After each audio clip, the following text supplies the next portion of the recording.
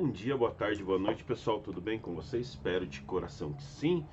Dando continuidade, então, às nossas aulas, a gente vai falar agora sobre o filo Equinodermata, né, os equinodermos. Lá na página 23, que são animais invertebrados e exclusivamente marinhos, tá? O corpo desses animais, ele geralmente ele é separado em 5 partes bem simétricas, que se distribuem na forma de raios de uma circunferência, tá? Dentro das características gerais que nós temos dos equinodermatas, eles são triblásticos, né? Possuem os 3 folhetos embrionários, celomados com uma boa quantidade de celoma dentro do seu corpo e deuterostômios, tá? Durante a fase larval desse animal, eles apresentam simetria bilateral. E na fase adulta, simetria radial, tá? Separado, em sua maioria, por 5 feixes, tá? Em 5 partes bem simétricas. São animais de vida livre e isolados. Poucas espécies vivem fixas a um substrato. E um exemplo dessas espécies fixa num substrato é o lírio do mar, tá? Então, quase todo o sistema de um equinodermo, como o sistema digestório, nervoso, o sistema reprodutor, ele fica dentro do esqueleto calcário desse animal, tá? E é recoberto por uma camada bem fina da epiderme. Algumas espécies podem apresentar espinhos na superfície do corpo, que têm a intenção de defesa, né? Como o ouriço do mar. Então, acaba sendo um meio de defesa desse animal para que ele se proteja de outros predadores, tá? Quanto ao sistema circulatório e o sistema excretor, ele ocorre através de um sistema aquífero ou ambulacrário, tá? Onde ocorre assim a circulação de água dentro do corpo do animal, permitindo o transporte de substâncias e a locomoção desse animal também, tá? Pela movimentação dos pés ambulacrários dele. Por isso, assim, quando você pega uma bolacha do mar, uma estrela do mar, na praia ela tá seca, né? Porque como eles são animais, eles precisam exclusivamente marinhos, eles precisam de muita água. E essa água que vai auxiliar esses animais a se movimentar, no caso da estrela do mar, por essa circulação de água pelos pés ambulacrários, né? Ela consegue fazer essa movimentação, mas depende da circulação de água dentro do corpo para que ela consiga se movimentar.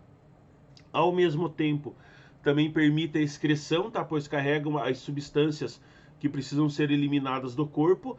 Então, tudo isso ocorre pela circulação de água dentro do corpo desses animais, tá? Então, como a locomoção ocorre através dos pés ambulacrais, são projeções, né, do sistema ambulacrário.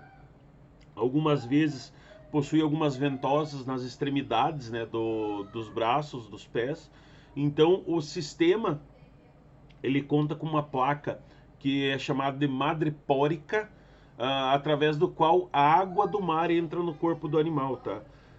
Com essa entrada de água no corpo do animal, os canais que são das ampolas do sistema ambulacrário se contraem e levam essa água até o pé, que acaba se alongando e se fixando em algum substrato.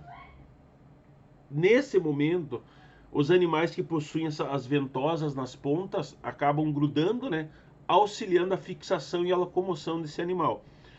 Para poder largar, para poder deixar esse substrato aí, a água retorna para as ampolas, né, acaba relaxando a musculatura do pé e isso permite que o animal se solte.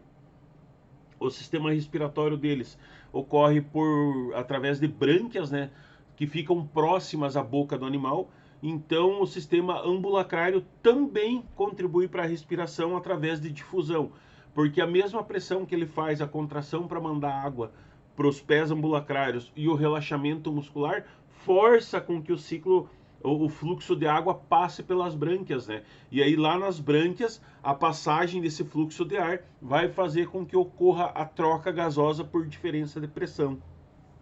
O sistema digestório desses animais, ele apresenta sistema digestório completo, com boca, esôfago, intestino e ânus, tá? O estômago é encontrado apenas em equinodermos carnívoros. A maioria se alimenta de plantas marinhas, para isso eles contam com o chamado lanterna de Aristóteles, que consiste num aparelho bucal que raspa o alimento da superfície ou raspa as folhas de algas marinhas, tá? As espécies carnívoras, como a estrela do mar, acabam se alimentando de pequenos animais. Então, o que ela faz assim? Ela projeta para fora do corpo o seu estômago, tá? Junto com as enzimas digestivas, sobre o alimento. Então, pequenos animais eles são englobados pelo estômago da estrela do mar. Junto com isso, é liberadas enzimas digestivas, tá? Onde já começa a digestão do animal diretamente fora do corpo da estrela do mar ainda, tá? Depois ele é conduzido para o interior do corpo para finalizar a digestão. A reprodução desses animais é sexuada, então os equinodermos em sua maioria são dioicos, tá? Então existem os dois sexos, né? São separados, existe o macho e a fêmea.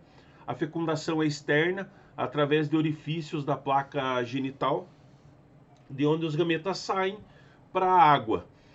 Os zigotos formados geram larvas, né, que vão nadar durante algum tempo, fixando-se em algum substrato, e aí vai ocorrer a metamorfose. Lembra que as larvas desses animais eles são bilaterais, né? Então eles têm alternância de geração no desenvolvimento com o ser adulto. O desenvolvimento é indireto porque ocorre a formação de larva, tá? E aí por meio de metamorfose se originam os indivíduos adultos, tá? E isso caracteriza o desenvolvimento indireto. Ele passa por uma fase larval primeiramente. Quanto à classificação desses animais, se estima-se, tá? A gente sempre coloca se estima porque não foram catalogados todos, pode haver mais espécies, tá? Mas mais ou menos 7.000 espécies de equinodermos, que são divididas nas seguintes classes. As asteroides, que são as estrelas do mar, tá? Que é o representante mais típico, né? Possui 5 braços dispostos como raios. Algumas espécies chegam a ter 40 braços. Na parte que está em contato com o substrato, os braços são formados por 2 fileiras de pés ambulacrários, e isso permite com que esse animal se movimente e faça fixação em substratos. Aí lá na extremidade de cada braço desse animal se encontram alguns olhos rudimentares, tá? Que permite com que esse animal localize suas presas, como anelídeos, crustáceos e ostras, tá? Porque a estrela do mar é carnívora. Então, ela se localiza por esses olhos rudimentares. Estrela do mar podem realizar autotomia, tá? Ou seja, a recuperação de um braço perdido.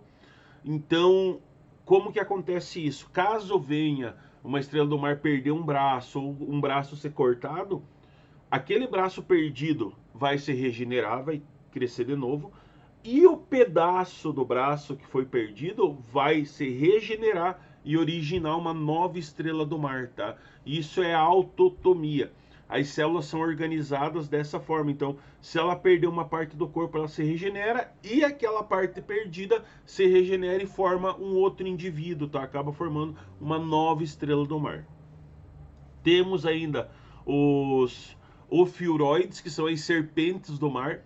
Então, as características da serpente do mar, ela possui um disco central, da onde partem 5 braços que são dotados de movimentos ondulantes, tá? Com finalidade de facilitar o deslocamento desse animal. A serpente do mar tem a boca na parte inferior, que fica em contato com os substratos, né? E o ânus localizado na face oposta. Como é um animal carnívoro também, a alimentação é constituída por moluscos, pequenos crustáceos, detritos, sedimentos no fundo do mar, tá? Ainda temos os lírios do mar, que é a espécie que vive fixa sob substratos, né?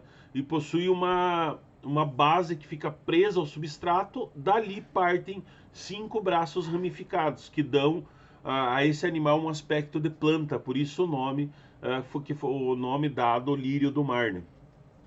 Se utiliza como alimentos detritos que caem, né, permanentemente caem em seus braços e são cobertos por prolongamentos que são capazes de levar essas partículas até a sua boca.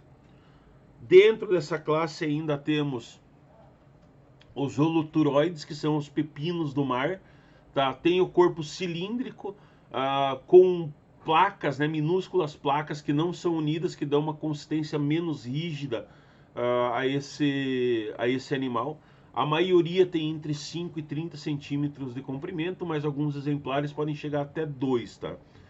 Quando são atacados, quando esses animais são atacados, eles podem eliminar parte das suas vísceras, como o intestino, as gônadas, e o predador acaba se distraindo e ele consegue fugir, tá? E isso depois vai ser regenerado. É utilizado na alimentação. Algumas culturas, alguns povos utilizam o pepino do mar para alimentação, tá? Ainda temos os equinodenoides, que são os ouriços do mar, tá? Então, ou é o ouriço do mar ou pindá. E o corpo é recoberto por espinhos venenosos. São móveis, tá? Porque ele utiliza esses espinhos para deslocamento. Junto à boca dele, ele possui uma armação de 5 dentes, que é chamada de lanterna de Aristóteles, que com isso ele raspa as rochas em busca de algas, formando buracos nas rochas, tá?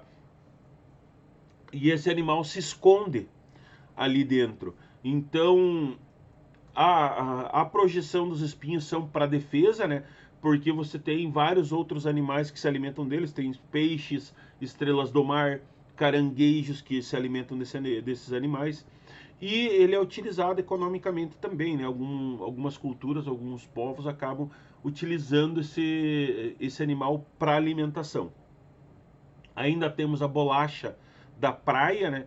Que é bem comum se encontrar na areia, nas praias, tanto a estrela do mar quanto a bolacha do mar. Então, ele é um animal que possui o corpo achatado como um disco, apresenta na região dorsal o desenho de uma estrela, tá?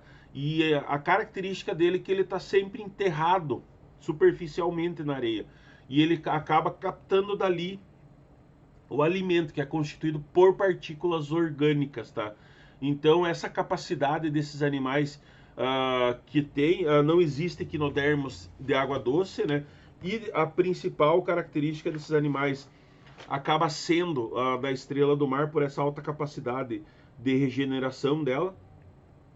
A fisiologia deles é básica, então você não tem nenhuma grande característica muito específica desse animal, tá? Com isso, segue o conteúdo pessoal em anexo aí e deem uma olhada no material da apostila, tá? Fiquem bem, um grande beijo, um abraço e até a próxima aula.